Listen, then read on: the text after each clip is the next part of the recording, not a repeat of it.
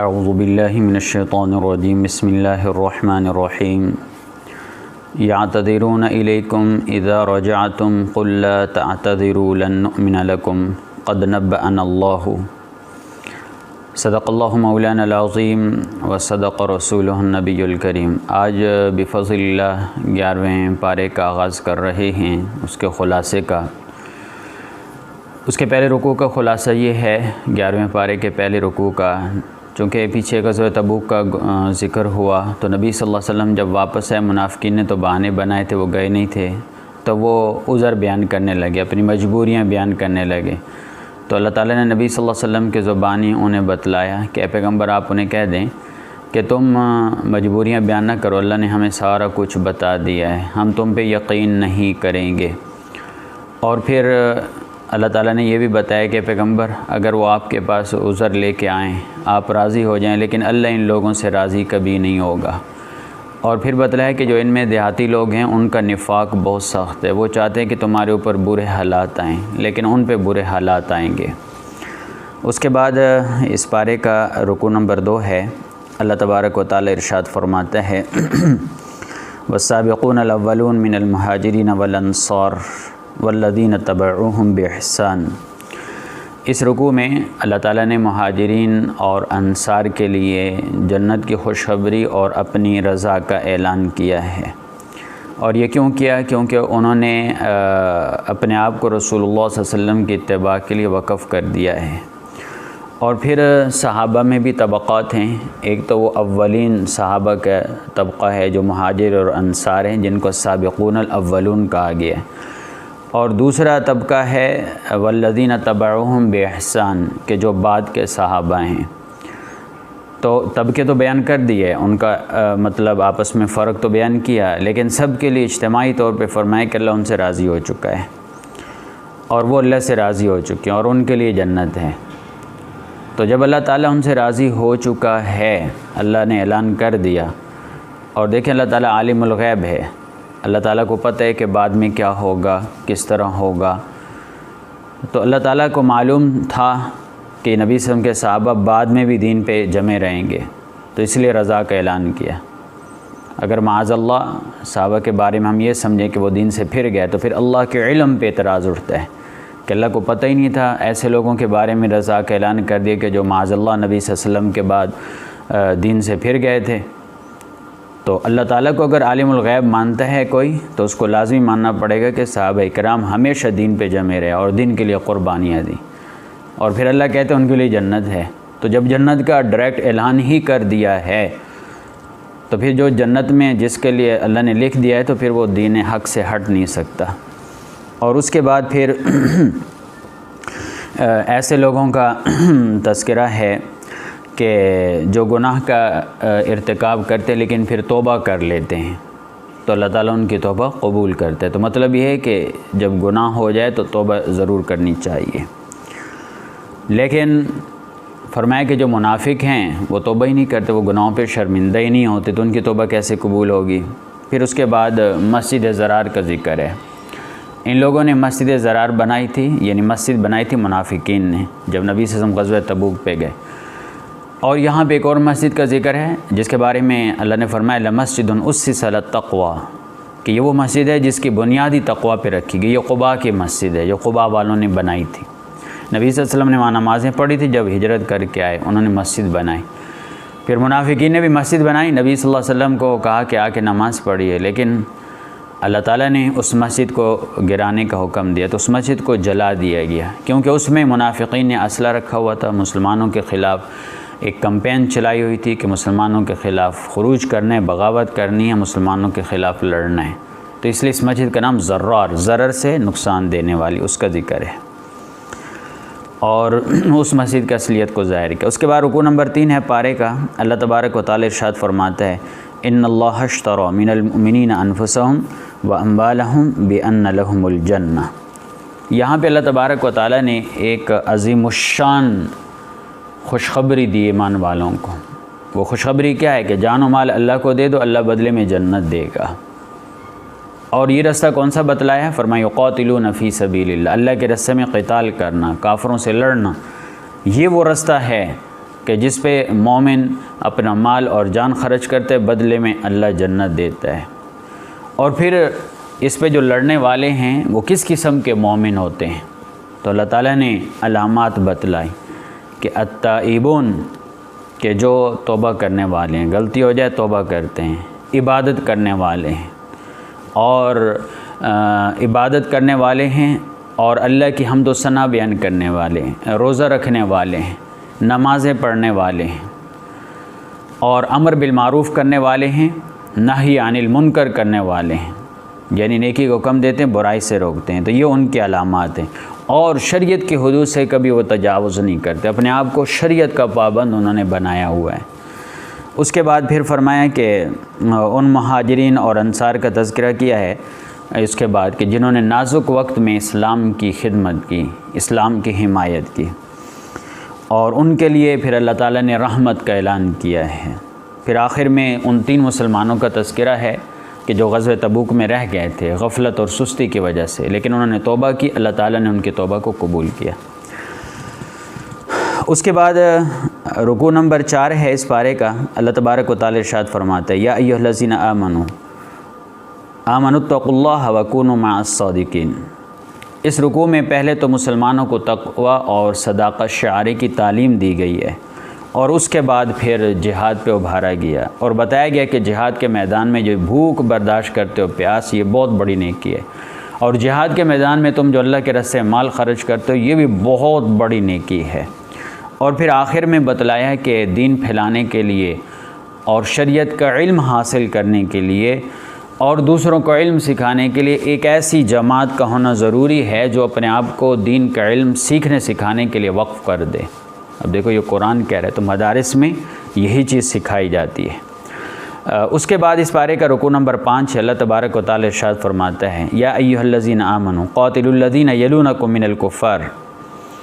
اس رکوع میں جہاد کا تذکرہ کیا گیا ہے اور اسلام کو سربلند کرنے کے لیے تن من دھن کہ قربانی کا جو جذبہ ہے اس پہ ابھارا گیا، اس کو ترغیب دی گئی ہے، اور پھر بتایا کہ جو جہاد پہ جاتے ہیں ان کے اعمال، ان کے درجات کتنے بلند ہیں، اور اس کے بعد منافقین کے کچھ حالات بتلائے اس رکوع میں، اور آخر میں حضور صلی اللہ علیہ وسلم کے رحمت للعالمین کو بتلایا، اور امت کے لیے جو آپ کے دل میں خاص قسم کی شدید تڑپ تھی امت کی کامیابی کے لیے، تو وہ بھی اس رکوع میں آخر میں بتائی گئی ہے۔ اور وہ آیت کیا ہے؟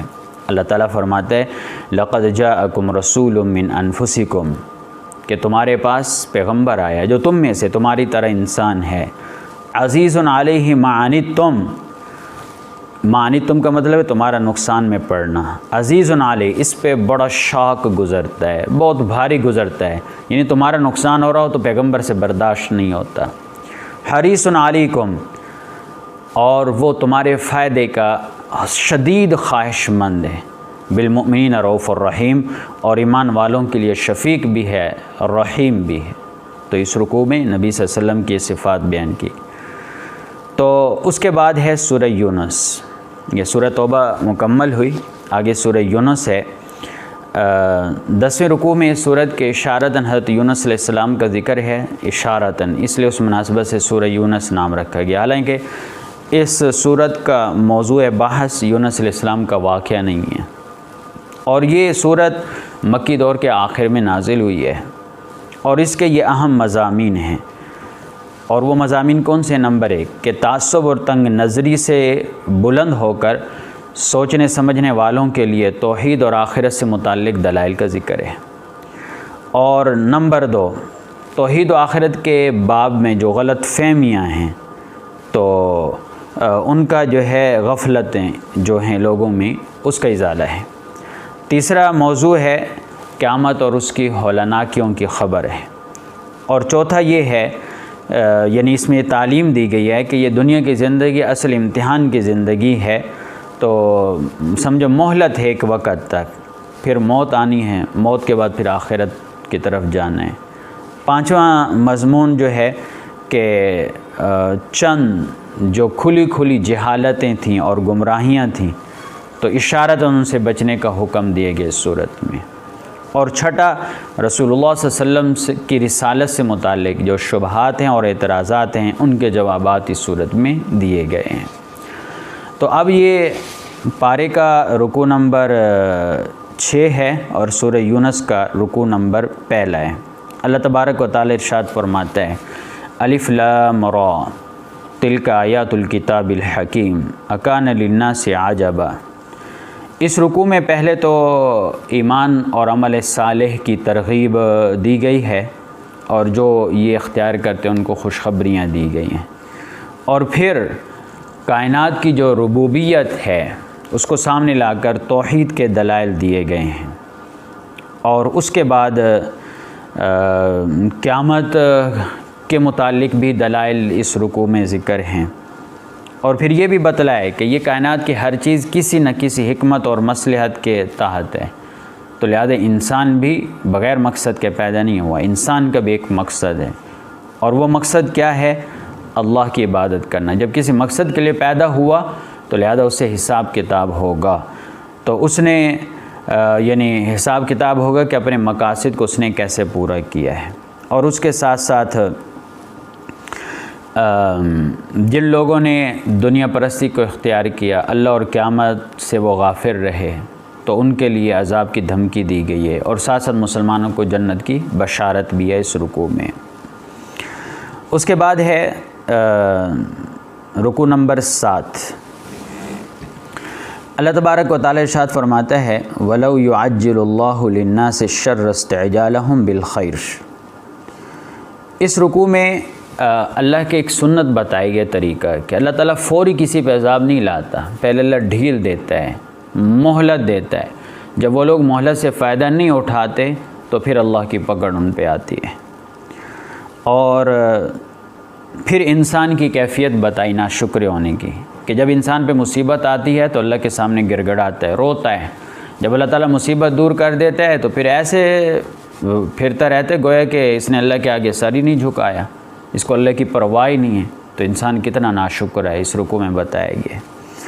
اور اس کے بعد گزشتہ قوموں کے حالات بتائے گئے کہ انہوں نے اللہ کی آیت کو جھٹلایا، کیسے اللہ نے پکڑا۔ تو لہذا قرآن کے مخالفین کے بارے میں بھی یہ ہے کہ کیا وہ یہ چاہتے ہیں کہ ان کے ساتھ وہی معاملہ جو پچھلی قوموں کے ساتھ معاملہ ہوا ہے۔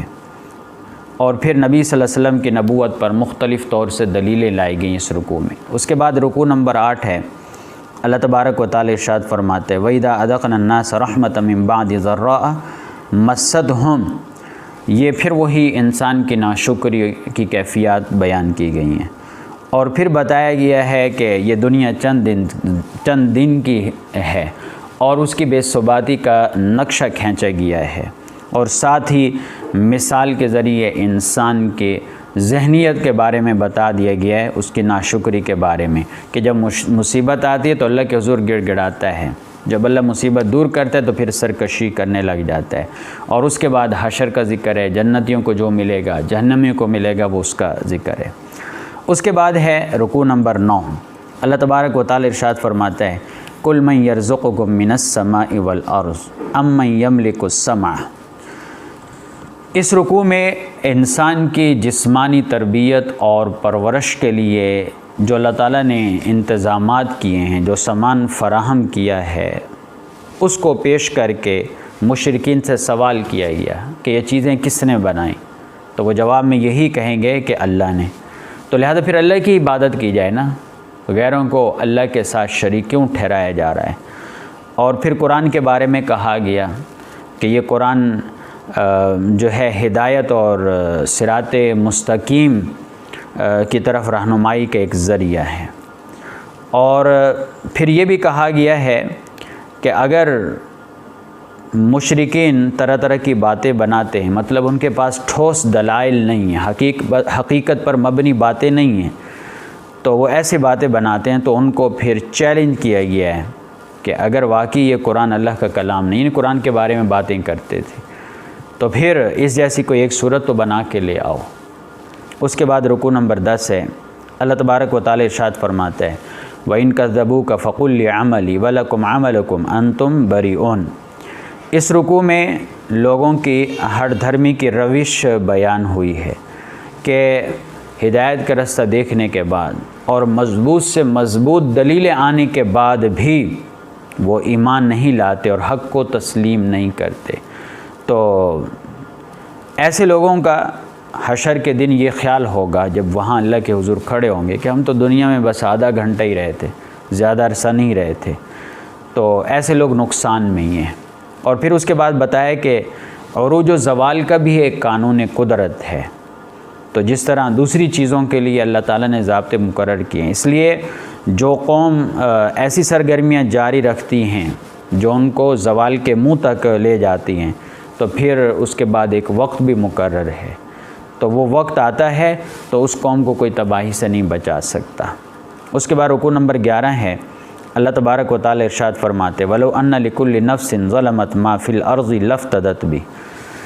اس رکوع میں تو پہلے جو ہے قیامت کی ہولناکیوں کا ذکر ہے، پھر انسان کی بے بسی کا ذکر ہے کہ جب انسان کو جب پکڑ ہوگی، اللہ کے عذاب میں پکڑا جائے گا، تو وہ پھر ساری دنیا بھی دے دے تو عذاب نہیں ٹلے گا، یعنی بدلے میں ساری دنیا دینا چاہے گا کہ میں ساری دنیا دیتا ہوں، لیکن عذاب پھر بھی نہیں ٹلے گا۔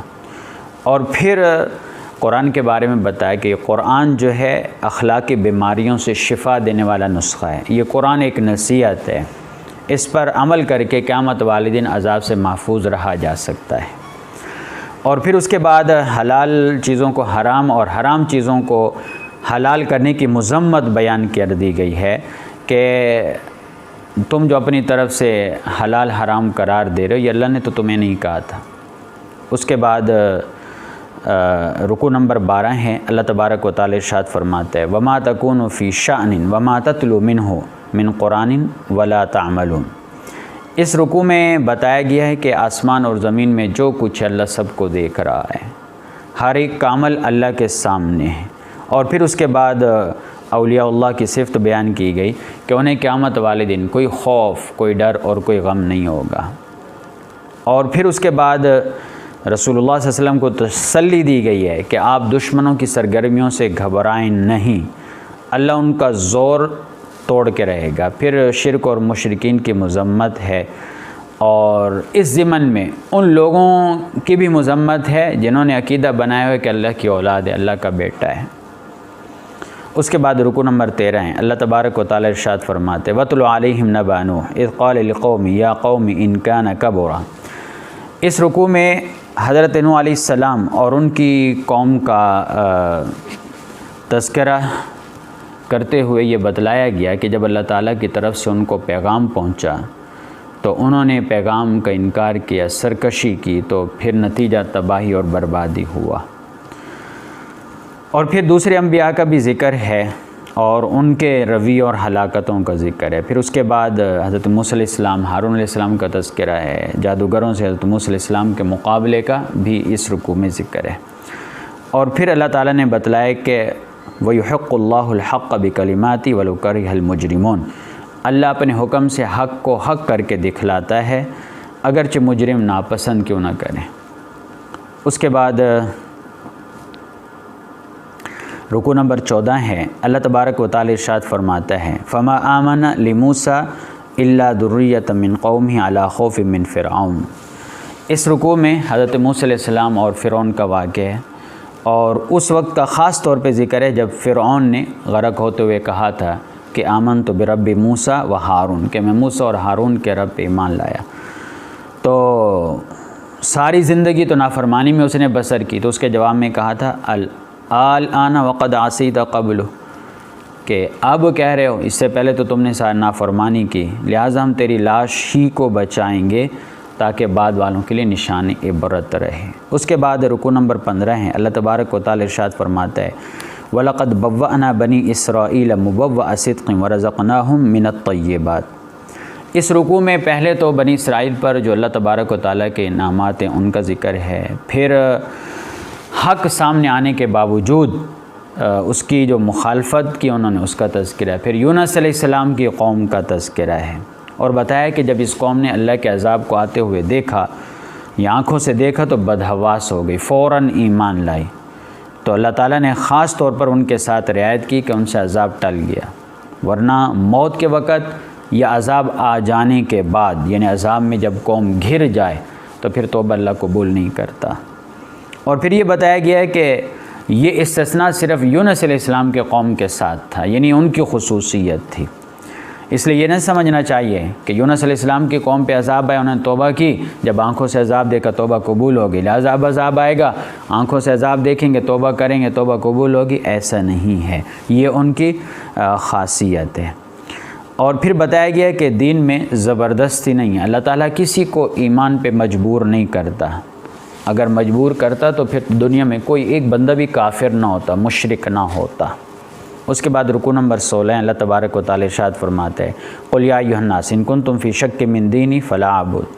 اس رکوع میں رسول اللہ صلی اللہ علیہ وسلم کے واسطے امت مسلمہ کو ہدایت کی جا رہی ہے کہ اسے چاہیے کہ دین پر جمے رہیں اور ہر طرف سے یکسو ہو کر صرف اللہ کی فرمانبرداری کریں، اور ساتھ ہی شرک مشرکین کی مذمت بیان کی، اور آخرت میں ان کی حسرتوں کا بیان ہے۔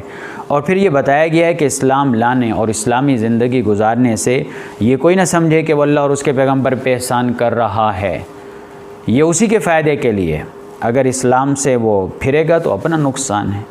تو یہاں پہ بفضل اللہ 11ویں پارے کا خلاصہ مکمل ہوا۔ اللہ تعالیٰ سمجھ عمل کی توفیق عطا فرمائے۔